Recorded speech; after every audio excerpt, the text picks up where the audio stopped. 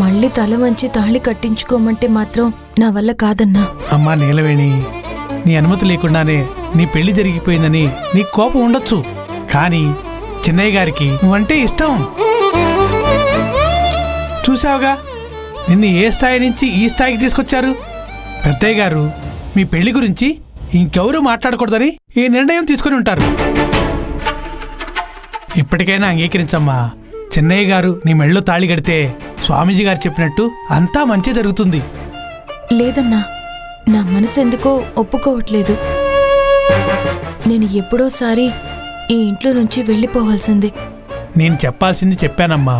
ఒకసారి నువ్వే బాగా ఆలోచించి నిర్ణయం తీసుకో.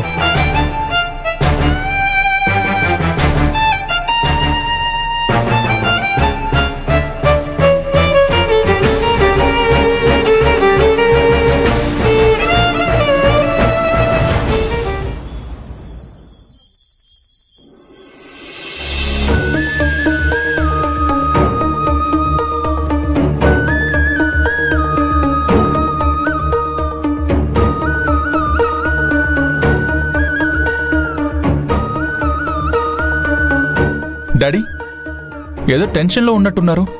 ఏం లేదు తారక్, నీ పెళ్లి గురించే. అసలు దాన్ని పెళ్లి అని ఎవరూ అనుకోవట్లేదు కదా డాడీ. దాని గురించి ఎందుకు ఆలోచిస్తున్నారు?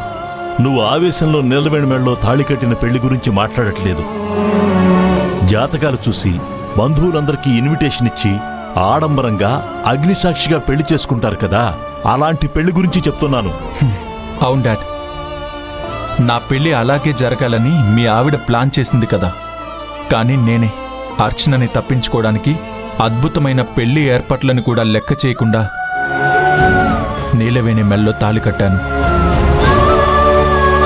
నా నిర్ణయం నీలవేణి కూడా ప్రశాంతత లేకుండా చేసింది. అందుకే ఈ డాడీ నీకు మళ్లీ పెళ్లి చేయాలనుకుంటున్నాడు తారక్. నువ్వు కోరుకున్న అమ్మాయితో నీకు నచ్చినట్టుగా పెళ్లి చేయడానికే ప్లాన్ చేస్తున్నాను. కానీ అది జరిగే పని కాదు డాడీ. నీలవేణి ఆలోచనలు, ఆశయాలు అన్నీ వేరుగా ఉన్నాయి. ఆల్రెడీ ఒకసారి తాళి కట్టేసి నీలవేణి దృష్టిలో నా విలువ తగ్గించుకున్నాను. మళ్ళీ అదే తప్పు చేయమంటారా? లేదు తారక్, ఎలాగోలా నువ్వు నీలవేణిని తిరిగి పెళ్లి చేసుకుని ఆ అమ్మాయి జీవితాన్ని కరెక్ట్ చేయాలి. ఆశపడితే అవ్వదు డాడ్, రాసి పెట్టుండాలి. రాయలేదు కానీ స్వామీజీ చెప్పాడు. ఏమని? విజయదశమి రోజు నీలవేణితో నీ పెళ్లి జరిగిపోవాలని. దానికి నీలవేణి ఒప్పుకోదు కదా డాడ్, ఎలా జరిపిస్తారు?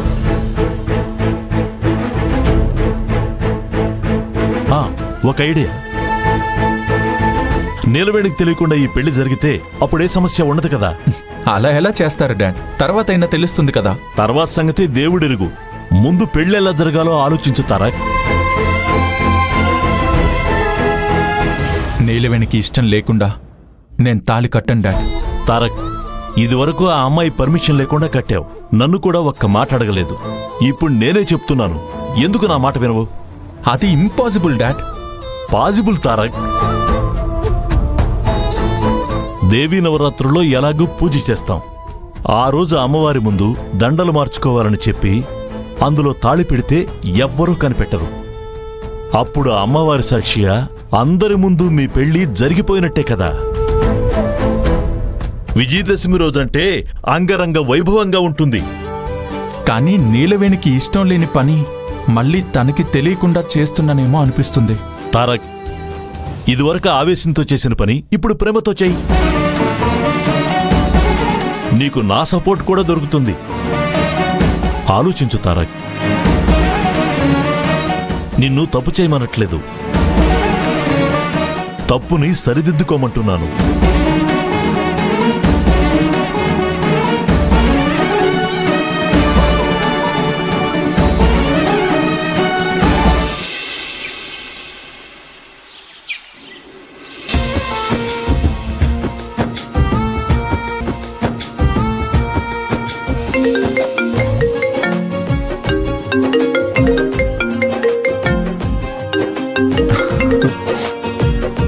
హీరో సార్, ఏంటి దారి తప్పి కాల్ చేశారు? రే సారీరా, హడావిడిలో మర్చిపోయాను.